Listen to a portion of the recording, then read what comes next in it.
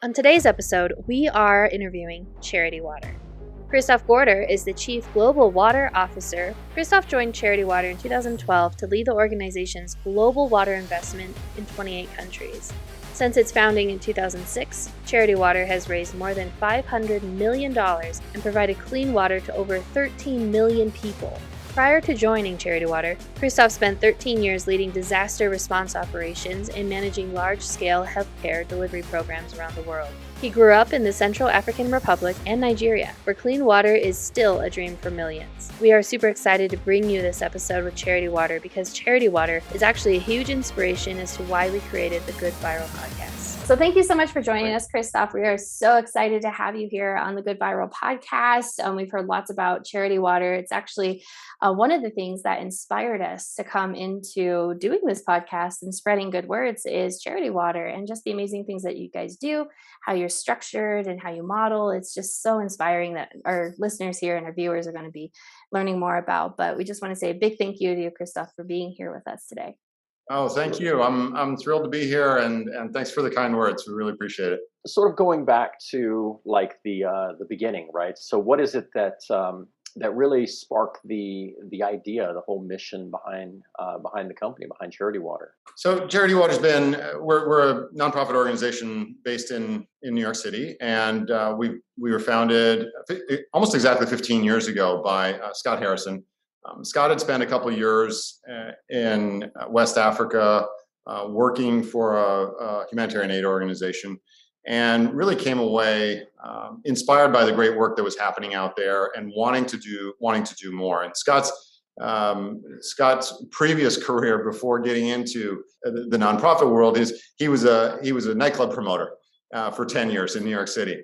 And so he looked and said, what skills do I have that can help people in dire need? And he looked at his own skill set, which is around promoting things, getting messages out, and really started Charity Water to raise funds for water projects around the world. I think at the beginning, so I think there's two things there. One is everybody out there has a gift that can be used to help other people, and so if a nightclub promoter in New York City can do it, you can do it.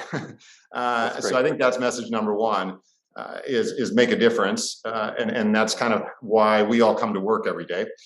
In terms of the organization, one of the things that Scott found, and we still find today, is the biggest challenge in our ability to be able to help people is not necessarily what you think it is. So you might think it is finding water deep underground. You might think it is instability in the countries that we work in. You might think it's logistics, but really, the primary barrier is getting people, supporters, to trust us and to trust our mission that we can actually deliver on our commitments.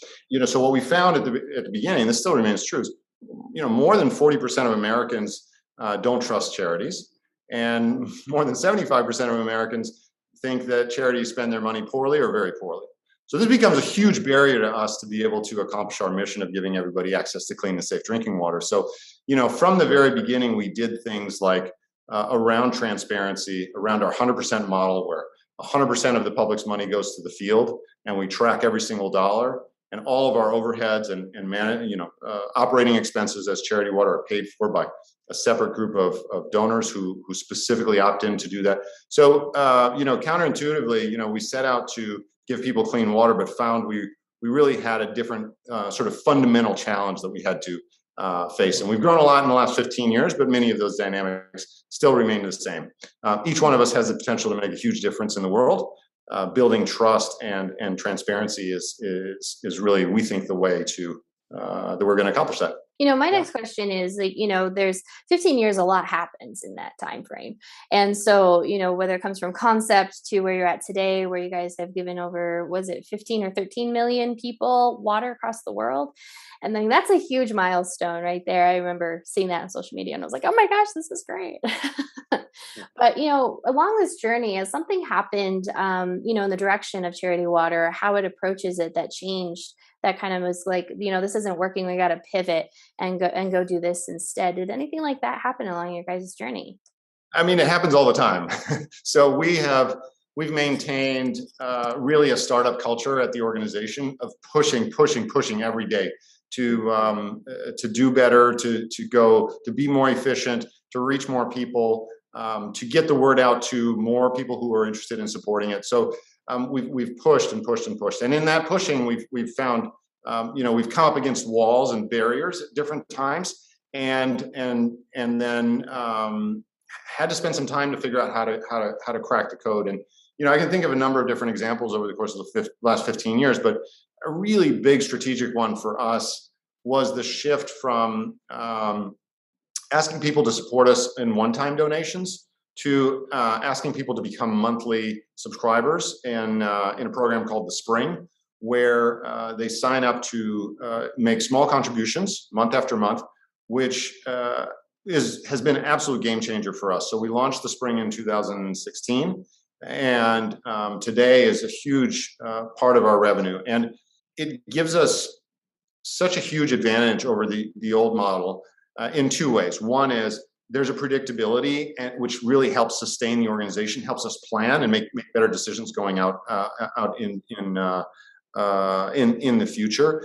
And two, then we have a committed and engaged community in The Spring that we can really build our relationships with, versus in the past we had a lot of very generous donors who would give to us once, but then we'd have to go back every year and ask again and ask again and ask again. And that really supercharged our growth starting in 2017. So we've had 4 years of just phenomenal growth, mostly driven by monthly subscription. That sustaining factor has been a game changer for us in terms of how we've been raising funds. So that's one example. When I think about our work in the field, a shift that we sort of went through very early on was really investing a lot more in long-term sustainability than in just building the projects. So I think when you get into this kind of work, you think it's going to be easy and you can build a project and hand it over and then move on. And what we found very quickly was that these rural communities are very cut off, very vulnerable, and have very limited resources. And so we really need to think about our engagement with them, not in terms of just 1 year build a water project and turn it over, but like, how are we going to support you for the next 10 years? And that really changed kind of the way we view our programs in the field and set up our operations. So we're constantly hitting our limits and then figuring out how do we get beyond it. Those are interesting examples. I think about how, I don't know of exactly another company that's doing what you guys are doing specifically, but it's got to be similar for so many other organizations that are trying to do that kind of work. I mean, those two obstacles have to be very, very common. So what's going on with you all right now or what do you feel like is happening in the company at this moment that's sort of the buzz, that's sort of really exciting? Of course, you mentioned The Spring in 2016. So, is there anything that's really inspirational that you all are focusing on at this very moment? I'll give you a couple examples. We have a team in the field right now, and they just did a report out this morning. They're in Uganda, and so they were calling in. They're visiting a community that got a water project 12 or 13 years ago to follow up and see how life has changed. And our project lead out there was literally choking up on the Zoom call when he was zooming in, because he was like, you would not believe it. Like, we spend all of our time talking about how water changes everything, and you're here in this village that has had a water project for 13 years that probably cost $10,000, and there's this community of like 300 people out there, and everything has changed. There's a whole generation of kids who've never known dirty water. And so I think in the abstract it's exciting and inspiring. When you actually slow down and take the time and have the privilege, like we do, to go out and spend time with these people, get to know them, get to know their dreams, get to know their families, it is, it's just like, it's very emotional, So that's happening every day. And for me, sitting in where I sit, which is, here overseeing programmatic work around the world, what's really exciting about that is this is going to be our best year in terms of impact ever. So we are going to provide clean water to over 2 million people this year. We think it's going to be 2.4 million people are going to get access to clean and safe drinking water. Great news. Which is extraordinary. I mean, when you think about 2 million people, like that's I mean, it's just a huge number. So we kind of like zoom in to like the very like close family unit and think about, like the individuals that we know and meet in the field, and then you extrapolate that out into millions of people, and it's really it's very profound. So it's our best year ever. The impact is amazing, and we're just continuing to be humbled by all the support that comes forward. Our spring members are amazing, just sacrificing every month and making small, just critical contributions to our mission, and it really changes life for people out there. So that kind of leads me to my next question, as kind of people that do subscriptions, I think are absolutely awesome and very smart in doing so, because it's consistent, but it's usually not a huge amount of money coming out of your account. I mean, it's like a Netflix account, right? And so it's just a Netflix payment, or maybe even a little bit more. And it comes out every month rather than just a big chunk. And so I think that's really smart of you to do, but it also helps the people, the public, really contribute more. And so that's my next question is, what are 1 to 2 things that people, our listeners and our viewers, can do to help create more impact and more depth to your mission to bring more clean water to the world? I mean, the first thing is just contribute. And if you join the spring, it costs us on average about $40 to give one person access to clean water. I mean, it's a little over $1 a day if you're contributing $40 a month. And by the end of the year, you would have reached, you would have helped 12 people. So, 2.5, almost 3 families get access to clean and safe drinking water in a sustainable way that they're going to have clean water for years and years. And you think about what that means. You just think about, like, the way I imagine it is, I think about like where I live in my house. And then I think if I just gave a dollar, a day, if I could affect, in the next year, I could change the 3 houses around me kind of forever. What an amazing impact. Getting on board, it doesn't have to be you don't have to be wealthy. It doesn't have to be a huge amount of money, but for that one person, for those 5 people that you're able to help, it just has such a profound impact on their lives and their kids' futures. That your money is just like, I can't think of a better ROI out there. And for some people that's a sacrifice, but finding the right level for you is really great. I think the other thing is just stay engaged, like read about it, get informed, follow us on social media. There's a lot of great organizations out there doing great work locally in your community, globally, in water, in peace, in gender issues, in like equity. There's all sorts of great things happening out there. And I think being part of the change doesn't necessarily mean you have to open your wallet, but just be informed, like stay tuned and read about it and share it with your friends. I think together we can really make a huge difference. Yeah, because I remember on your website, real quick, Damien, on your website, in terms of reading, I know that there's a book that's, I believe Scott wrote, called Thirst or Thirsty. Is that correct? Thirst, yeah. It's great. It was a New York Times bestseller, and it's Scott's story, and it's really, Scott founded an organization where transparency is just a huge value, and that comes from him, right? He's an extremely transparent person. And he's a good storyteller. So the combination of those 2 things make it a great book, because it's just really raw and honest, and talks about, the ups and downs of what his life has been like. And a lot, for the last 15 years, Charity Water has dominated that, but it's not just about Charity Water. It talks a lot about Charity Water, and it really gives you an inside view on his own personal journey, but also, what it's been like to build the organization. So, I mean, I'd highly recommend it. I'm not shilling for the book, but it's a great read. It's a fun read. I mean, one thing that we're always talking about at GoodViral is the conversation, getting people involved, drawn into the conversation, and just talking, about the things that are important, things that are that we really would rather be a part of, that we would rather be active with. And I think that, I mean, everybody has to disconnect and have fun, but a lot of times, we're just spinning our wheels. We're not really focused on the things that are really the most important to us, just simply because we're not thinking about them. And sometimes inspiring people through conversation, through our podcasts and basically highlighting your company and sharing the message. We're trying to draw people into that conversation, get them thinking about it, get them active, involved with you guys on social media, being aware of what's going on. Take a hard look at what it is that you're accomplishing every day at your company, and how that is impacting the world. I mean, we want people to be involved in that conversation.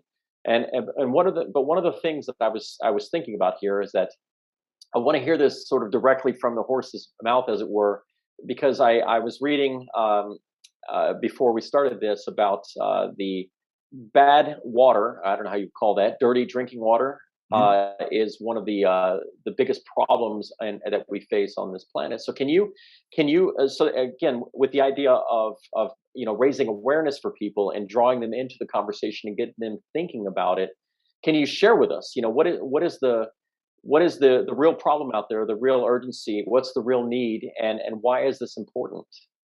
In dirty water, the lack of access to clean water is, one of the world's largest problems. So there's about 800 million people around the world. So think, one in nine people, 1 in 10 people doesn't have access to clean water. They're drinking from a swamp or a stream or some unprotected source. And the amount of disease and burden across the globe that's a result of dirty water is just massive. So more people die every year around the world from consuming dirty water than all forms of violence, like wars and all violence around the world. I mean, it is killing thousands and thousands of people every single day. So it is a huge problem, and it plays out in a number of different ways, not just in health, but when people don't have access to clean water, they're walking long distances. It's typically women and girls who traditionally bear the burden of this. So they're walking hours every day to carry jerry cans of water that look kind of like this. So that would be like 40 pounds of water. So like I have a 16-year-old daughter who's a senior in high school. If we were living in a village in Malawi, she would not be going to high school because she would have to be walking 4 hours a day to go and fetch water. So girls don't go to school, and kids are sick, and kids die, and people don't have time to start businesses, and it affects every single sort of aspect of society. So it's hard to imagine any human development happening without clean water. I mean, it is, if you don't have clean water, it's like, one step forward, 2 steps back. And the interesting thing to me, the reason I work in this particular sector versus, any number of them, is that we actually know how to solve this problem. So unlike many of the world's huge problems, you can name any of them, climate change, conflicts, et cetera. We don't necessarily know how to solve those. But in this case, we know 100% how to solve this. Like like the three of us are lucky enough to have access to clean and safe drinking water in our houses on demand. So we know how to solve it. And that's the exciting thing about this, is that we will solve this. And it's really not so much a question of if we'll solve it. It's just how quickly we'll solve it and how many lives we can save by solving it quicker. It is amazing how, and everybody kind of knows this, is that water is a sign of life. And it really is kind of that one element that gives life. I mean, if you've ever been to a desert, there it is right there for you. But in terms of, dirty water and such, so I live over here in Colorado in the United States, and I'm always in the mountains and stuff, and we do a lot of trekking, and we're not able to carry, 40 gallons of water with us if we're going trekking for a few days.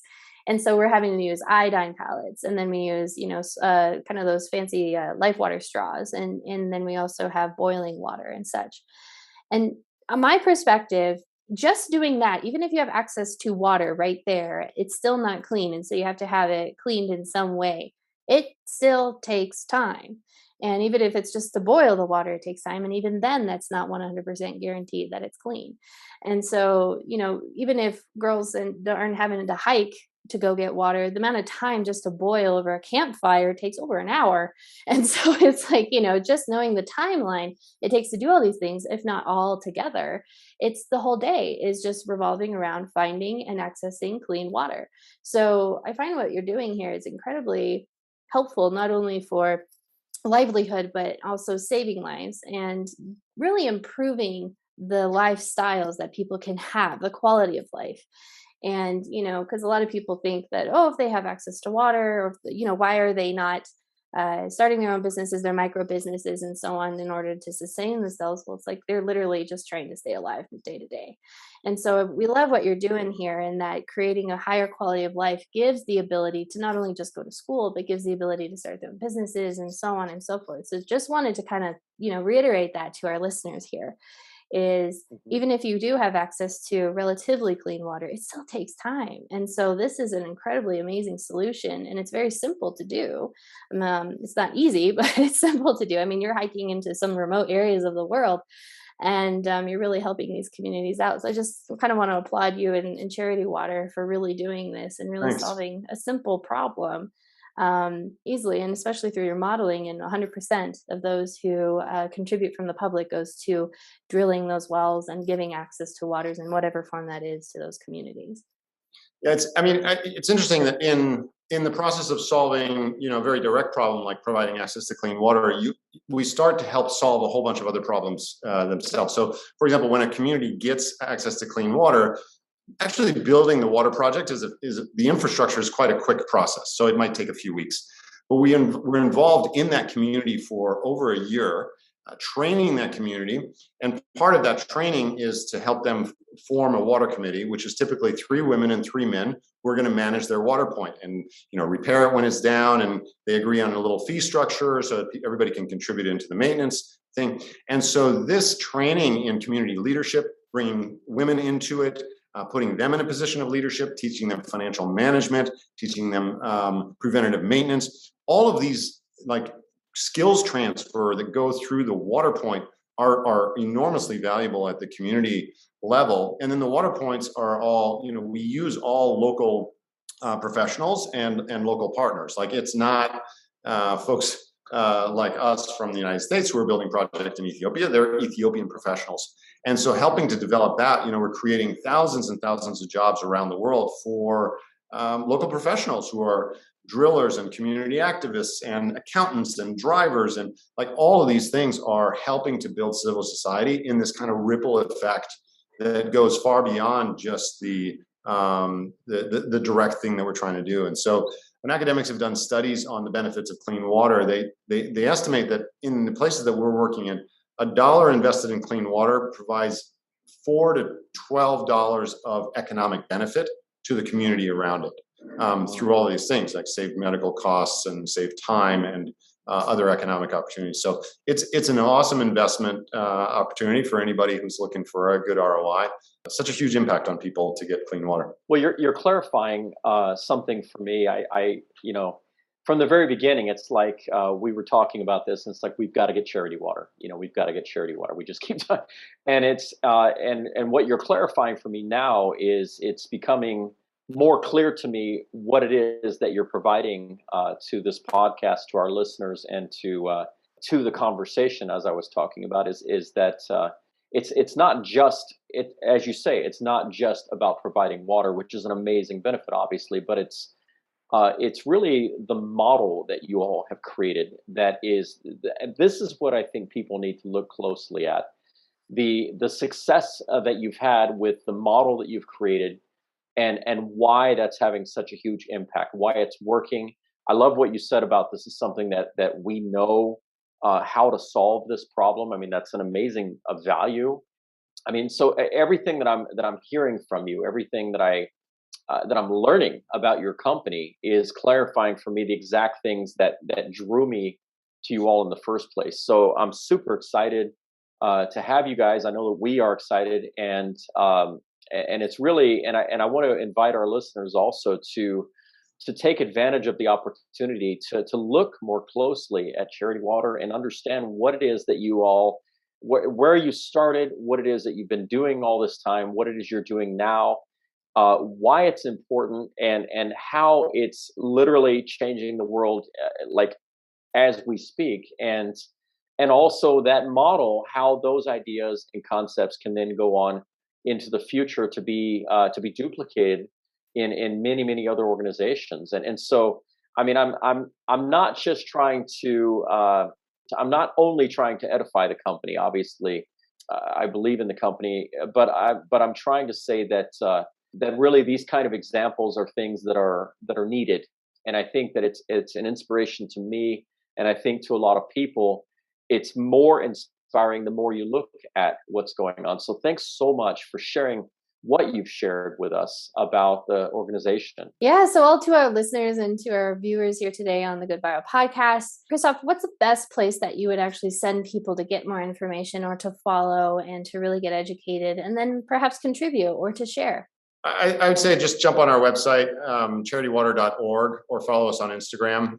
Awesome. Thank you so much for being on the podcast, Christoph. I really appreciate it. It's my pleasure. It's great chatting with you guys. Thank you for listening to the GoodViral podcast and being part of a conversation. If you are inspired by this episode, go to our website at goodviral.org, where you can find resources and listings from the episode to continue good efforts. Like, comment, and share this episode to any or all of your social media channels. It's really easy to take a small action, and maybe you'll inspire a big result. When good goes viral, the world gets better.